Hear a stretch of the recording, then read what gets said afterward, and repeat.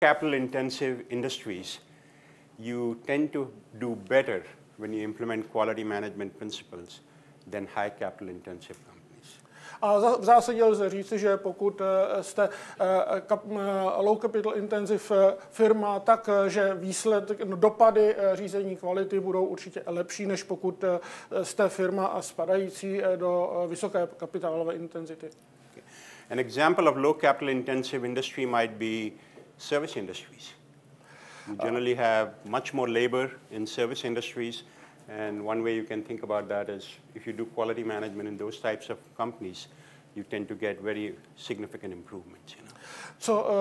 Dobrým příkladem firm, které mají nízký důraz na kapitál, tak jsou firmy z oblasti služeb. To znamená, že pokud zavedete systém řízení kvality do takovéto firmy, tak výsledky budou velice významné. If you look at high capital intensity industry like automotive, look at semiconductor manufacturing and other industries where you have to put a lot of capital in order to run those industries, you still benefit because your profits have gone up by 20% more than other companies which haven't invested in quality management. Ale pokud se podíváme na firmy, které pro svůj provoz vyžadují velké kapitálové investice, ať už je to třeba automobilový průmysl nebo třeba polovodiče, tak vidíme, že i u těch firm dochází ke zlepšení finančních výkonů, pokud přijmou systém řízení kvality. So it doesn't really matter which industry you belong to. Quality management principles will work for you. They will work better in low capital intensive industry, but they will also benefit high capital intensive industry. Čili nezáleží na tom, ve kterém oboru vaše firma je, ale zásady pro řízení kvality budou určitě fungovat, budou lépe fungovat u firm, které nejsou tak náročné na kapitálové investice, ale budou bezpečně fungovat i u těch firm, které náročné na kapitálové investice jsou. Okay. I'm going to show, I want to go back to this slide. I mentioned that we have two types of award winners. Companies which have won award from the customers and companies which have won independent awards, like the EFQM, Baldrige, National Quality Awards, and so on. And what I'm going to do next is give you some data on how the performance of companies which have only won award from their customers, how is that different from companies which have won an EFQM, a national award, or a Baldrige type of award. So these are two different groups of award, and I want to see is there a difference if you win one type of award versus the other type of award. Čili teď se vrátím k tomuto snímku, kde máme seznam firm, které udílejí vlastní ceny kvality a potom jsou ty nezávislé ceny kvality. A říkám to z toho důvodu, že dále se budu zabývat rozdílem mezi společnostmi, které získaly cenu kvality od některého z těch firm jako zákazníci a proti firmám, které získaly cenu kvality nezávislou, ať už je to Malcolm Baldrige cena, nebo nějakou státní cenu, nebo EFQM. Okay.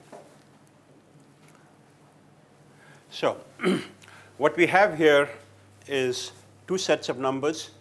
One for companies which have only won awards from the customer, and another set of numbers for companies which have won an independent award like the EFQM National Awards and so on. Čili na tomto diagramu vidíme srovnání firm, které získaly cenu kvality. V tom případě zeleném jsou ty, které získaly nezávislou cenu kvality, jako je třeba EFQM nebo Baldrige. A ta druhá skupina, modrá skupina, jsou firmy, které získaly cenu kvality od svých zákazníků. Okay. If you have won award only from your customer, your financial performance improves by 33% more than your benchmarks.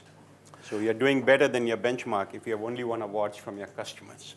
Pokud získáte cenu kvality od svého zákazníka, tak potom vaše finanční výkonnost určitě vzroste oproti srovnávací skupině nebo oproti ostatním firmám ve stejném oboru o 33%.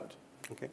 If you have won an award from the independent organization, like an EFQM National Quality Award or the Baldrige, your performance improvement relative to your benchmark is 73%. Ale pokud získáte cenu od nezávislé organizace, nezávislého udělovatele ceny, jako je třeba Baldrige nebo EFQM nebo Národní cenu kvality, tak potom váš zisk vzroste oproti zase srovnávacímu vzorku o 73%. So winning an award like the EFQM or National Quality Award generally has a stronger impact on financial performance. Čili získání nezávislé ceny kvality, jako je třeba Baldrige nebo EFQM, má významnější finanční dopad na ziskovost nebo finanční výsledky vaší firmy. But there's nothing wrong with winning the quality award from your customers. That also has a positive impact. And actually that could be a starting point to implement your quality management system. What does my customer want? Can I meet that expectation and get that recognition from my customer? Ale není nic špatného na tom získat cenu kvality od svého zákazníka, protože určitě, když nic jiného, tak je to předstupeň nebo první krok k získání nezávislé ceny a určitě je to velké uznání získat cenu kvality od svého zákazníka. And once you win the customer level recognition, you may want to think about taking it to the next level and apply for an EFQM kind of award or a national award. The benefits are much stronger there. Takže pokud získáte takovou cenu kvality jako zákazník, tak potom to můžete pokračovat dál a usilovat o získání ceny kvality od nezávislé organizace, jako je třeba EFQM nebo Národní cenu kvality. You know, the comparison, the analogy that I give is, let's suppose you want to compete in the Olympics. Not Olympics. Let's suppose you're competing in a sports like running the 100-meter race. Příklad, kterým to ilustruji, je, představte si, že chcete se stát závodníkem na 100 metrů. Now, if you win that race at your local level or the city level, that's like winning a customer award, you know. A pokud vyhrajete sprint na 100 metrů na místní úrovni nebo na úrovni města, tak je to, řekněme, jako kdybyste získali tu zákaznickou cenu kvality. But if you win it at an Olympic level, the returns that you will get are very different, right? Everybody will be talking about you. You will probably get some endorsements and you can make some big money, you know. So why is that? Because winning at the Olympic level is much harder, okay? So ale pokud získáte vítězství třeba v tom sprintu na 100 metrů na olympiádě, tak určitě i ty výhody pro vás budou daleko větší. Určitě z toho budete mít lepší finanční výnosy, určitě vám to přinese i větší popularitu a další věci. And winning at the Olympics, you need to be really, really good at what you're doing. You know? So it's a very much higher level of intensity that you need from a TQM implementation perspective if you want to win an EFQM type of award or a national award. So it's different levels, you know.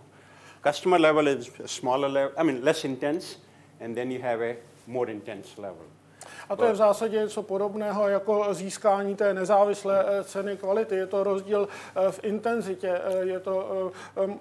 Vždycky je to postaveno na zásadách TQM, ale v případě získání té nezávislé ceny kvality musí být ten proces daleko intenzivnější.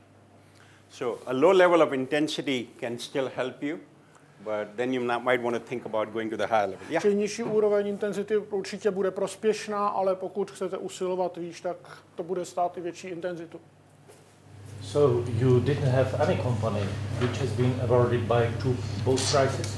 Come again? Can you repeat? You didn't have any company who has been awarded by both prizes? No, we do. And generally when you have companies which have been awarded by both, I would group them in this category.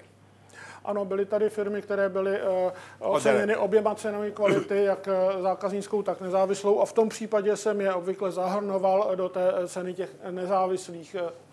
See, you can't win the Olympic medal without winning at the state level or the city level.